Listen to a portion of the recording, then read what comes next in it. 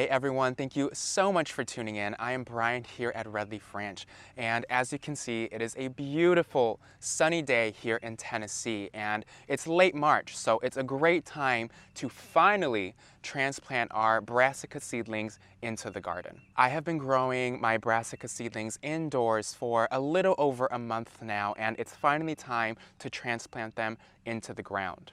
So I wanted to show you guys how to do that. The first thing you should do before transplanting any of your seedlings into the garden is harden them off. When growing them inside, they are very accustomed to very controlled and consistent conditions, and they are not acclimated to direct sunlight or harsh winds. So you definitely want to do that before transplanting anything into the garden. I just posted a video on how to do that, and I will link it in the description below or put it somewhere in the video so you guys can find that. But that is absolutely essential to do before transplanting anything into the garden. I have been hardening my brassicas for a little over a week now, and their new growth looks really strong and really green. So that's a really nice sign that they have acclimated well to direct sunlight and the other conditions of the outside world. So I think it's finally time to plant them in the garden. It's the end of March, so it's a really good time to plant your brassicas, here in Tennessee at least. We are zone 7B. And plants in the brassica family include cabbage, broccoli, cauliflower, and kale. And these plants are typically much hardier growing. They are more frost tolerant. So planting them at the end of March is a pretty safe bet. They can handle cooler conditions, so they'll be able to grow through, cooler climates and into the warmer spring season. So it's a really great time to get them started. In this video, I'm going to show you guys how to plant some cabbage, some broccoli, and some kales. So let's get into it. Y'all, I have been waiting so long to finally get into the garden. You have no idea how excited I am to finally start planting everything. But it's been really nice over the last month or two to prepare everything and plan out the garden so that while everything's growing, I have a really good idea of where I'm going to plant everything and how I'm going to plant it. So I'm really excited to show you guys how I'm going to be planting my cabbage in this bed specifically. So the first thing I'm going to be planting is our cabbages. Now, the main things that you want to keep in mind is to space them appropriately and dig them deep enough into the soil when you transplant them. Last year I got so carried away and I bought a whole bunch of starts and I planted all of my brassicas super close to each other without realizing just how much space they really needed to grow. I had never grown, broccoli and kale and cabbage before, so I was really shocked to see just how big these plants got. And what ended up happening is they all started to grow on top of one another and they started blocking each other's light, and they started competing a lot for the nutrients in the soil, so it stunted a few of their growth. So eventually I just had to dig a few of them up and space them appropriately. But luckily we were still able to have a really beautiful brassica harvest. So with that in mind, with cabbages specifically, you want a nice 1.5 to 2 feet apart when you distance them and plant them into the garden. So I have planned accordingly for that. So what I'm actually going to do first is dig the little hole that I'm going to plant them in so I know exactly where they're going to go. So let's get started. Now, I'm not going to plant them too deep. I'm just going to plant them deep enough so that about 1.5 inches of the stem of the plant is still showing. And I'm planting them in a specific way so that I can companion plant around them. Brassicas are a really nice plant to companion plant with because there are a lot of herbal plants and flowering plants that will help deter pests from cabbages and other brassicas. Here in Tennessee, we have a really big issue with cabbage worm. So I'm going to be planting dill in this bed as well to help attract a wasp that is actually parasitic and controls cabbage worm populations. So I think that'll be really nice. I haven't done it before. It's going to be my first year trying that, but I've heard a lot of really good things about it. So I'm excited to give it a go. So I'm going to be planting them a little bit in a rounded formation. so that I can plant dill here and in that corner as well to help attract that parasitic wasp. I'm also fluffing up a bit of the soil around the area where it's gonna be transplanted, just so it's easier to spread out its roots. And again, you wanna make sure they're about 1.5 to 2 feet apart. That feels appropriate. I'm not actually measuring, I'm just like eyeing it, but if you really wanna get specific, you can bust out a ruler and measure it. But this feels like a good enough distance. I also prepared this bed beforehand, so I added a really nice layer of worm castings to really help enrichen the life of the soil. So I think the cabbages and all the brassicas will feel really at home here, and they'll grow really well. Great, I have my spots ready. I have my handy dandy scissors. I'm just gonna scoop them out of their little cell tray and plop them in. They're quite tangled up together in this tray, so I'm gonna be very gentle with them. Such pretty little purple plants. I'm really excited for this specific variety of cabbage. It is the Violaceo di Verona cabbage, and it has a really beautiful variation of color. It has green, reds, and purples in it. So I'm really excited for this bed specifically because I'm also gonna be planting rainbow chard in it. So it's just gonna be a lot of color going on in here, and I'm excited to see how it all plays out. Oh, look at all those little roots. Beautiful. I'm gonna plop her in and fill the soil in around it. Now I have 2 seedlings in this little plot. There's one where the stem snapped a little bit.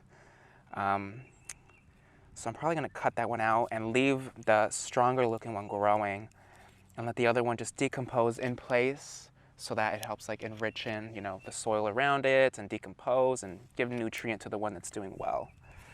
And again, you just want about 1 inch and 1.5 inches of the seedling growing or above the soil. Oh my gosh, it's in. She's in. I'm so excited. Awesome. Oh, they plop right out. I love to see. Oh, they're fine. They're okay. Drop it right in, dig it in. You don't want to pack it in too much. You don't want it to be too compact.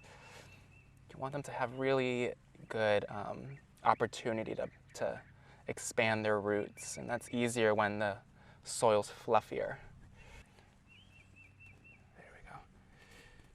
Oh, excuse me, wasp. Excuse me, little wasp.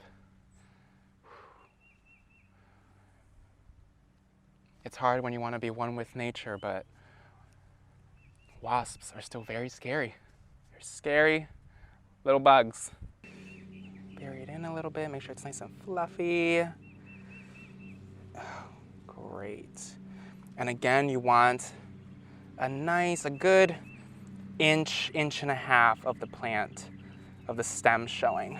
Awesome, and that's all there is to it. My cabbages are in, and again, to recap, you want to make sure they are 1.5 to 2 feet apart, and that about 1.5 inches of the stem is showing above ground when you transplant them in. Now, the last thing I'm gonna do is lay a little bit of compost around the edges of it and water it in with some rainwater.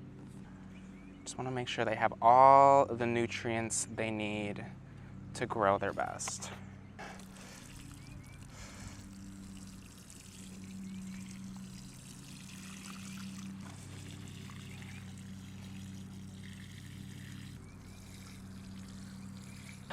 Great, now I'm gonna finish the rest of this bed and we can move on to some other brassicas. All right, moving along. I am really excited for this bed. I'm dedicating this bed to cauliflower. I'm gonna have a really cool blend of white cauliflower and a purple Sicily cauliflower, which gets these beautiful, deep purple cauliflower heads. Never grew it before, so I'm really excited to see how we do with it this year. Planting cauliflower is quite similar to the cabbage. You want to make sure, though, for cauliflower, you have like a strict 2 feet apart, because unlike cabbage, cauliflower gets much taller. So you really want to make sure you have good spacing between them. Otherwise, they're going to block each other's light and overshadow one another. So we want to make sure we have a good distance between them, at least 2 feet. And with this bed, I'm going to do some rows. And to make good use of the space, because, you know, brassicas need so much space, specifically, you know, the cauliflower and broccoli, I'm gonna make use of these center areas by planting some leafy greens just to increase the amount of yield that we get, so there's not just like wasted space. Those are all gonna be started from seed, and it's really nice to start leafy greens as you plant the brassicas, because the brassicas can take quite a while to grow. But leafy greens grow much quicker, so they'll be able to grow to maturity by the time the brassicas are fully grown. So it'll be a really great way to make use of all the space you have in the garden. So right now I'm gonna lay out how I'm gonna plan this. Hi Chloe, how you doing, baby? You wanna help me garden? Huh? With chasing the little bees around? Chloe loves to chase bees. Sometimes she eats them, but she just doesn't learn, doesn't she? Huh? Don't eat the bees, we need them, okay? Do you wanna help me garden? All right, so I'm gonna map this out. I'm just gonna make little holes in there so we know. I'll do another one here. Let's see, I'm gonna come up actually. That feels good. Let's see, actually I want to get right in this corner. Nice. Dun, dun. Dun, dun. I'll do a row of greens here. Honestly, I might be able to do 2 rows of greens here. Let's see, let's give that a whirl. Maybe one there, just so I know. I'm gonna move this over. Yeah, even one here. It's a pretty big bed, so I think I can make really good use of the space. Now the leafy greens I'm gonna be planting in this bed specifically are gonna be a variety of lettuces. So I think they should do good in this amount of space. Sweet. Great. All right, let's get a planting. So I'm gonna loosen up the soil in the area I wanna plant them in. I have hardened off the seedlings, but they're still quite fragile. So when transplanting, make sure you handle them very delicately. I accidentally snapped one of the stems in half in the other bed, but luckily I grew them in abundance, so I have lots of spares in case something like that happens. But just be very gentle with them. They are so cool looking. They're like nice and purple stems, purple leaves. And we want about 1.5 inches of the stem above the soil. Awesome. Oh, beautiful. Ooh, this one looks marvelous.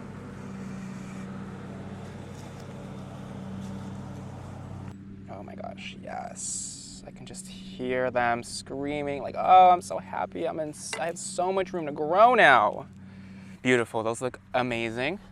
Now I'm gonna lay some compost around them as well. Just really give them everything they need. Oh, this one had a worm in it. Ooh, I'm gonna dig you in, honey.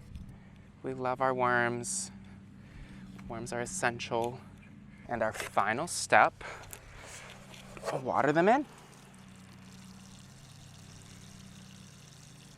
Actually, our final step is putting a label. I really enjoy putting labels because it's important to write the date that you planted everything, and that way you can really track the growth of everything. Now I'm gonna go ahead and finish this bed, and then we can get into some kales.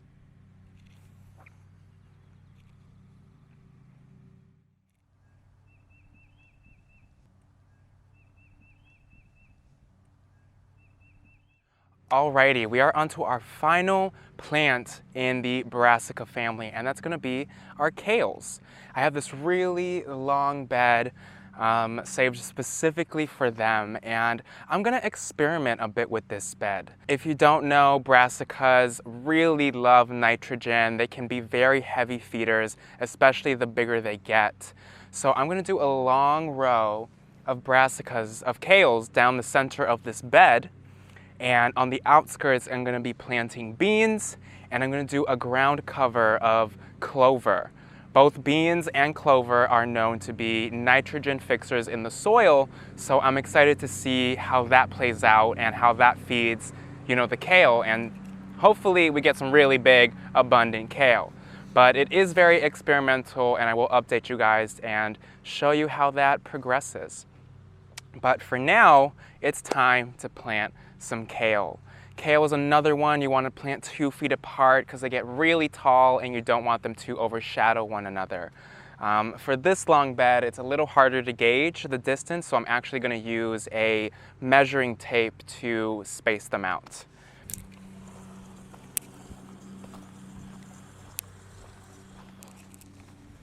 Let's see. Alrighty, I want it nice and centered, so we're going to do one there.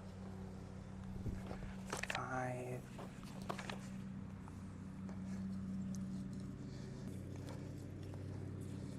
11.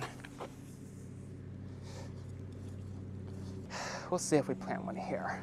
So I'm checking my garden plan really quick because I have a very specific vision for this bed. I'm planting a variety of brassicas here. We have a tatsoi in the front, which is a low-growing leafy brassica, supposed to be super nutritious. But for the kales, I'm going to plant them in order so that the kales get taller as you get further along the bed.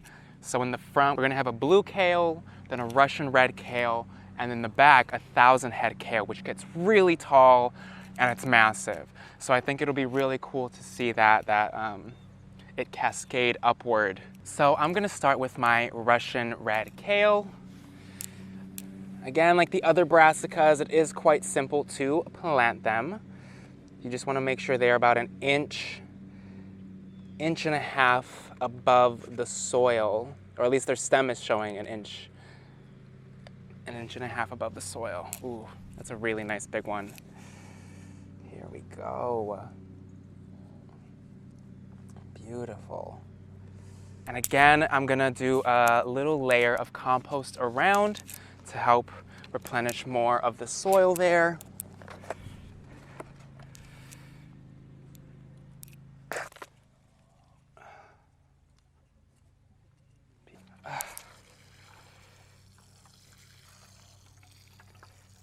Alrighty, and there you have it. I'm gonna go ahead and finish this bed. There's quite a bit to plant, but I'm gonna leave y'all here. I really hope you appreciated this video and it gave you insight and some helpful guidance on everything you really need to know to transplant your brassicas. They're one of my favorite things to grow in the garden. They are super tough, super abundant, and just beautiful plants overall. If you enjoyed this video, please subscribe to our channel. It really helps us out. If you have any questions, please leave them in the comments below, and tips as well, because I am still and always learning.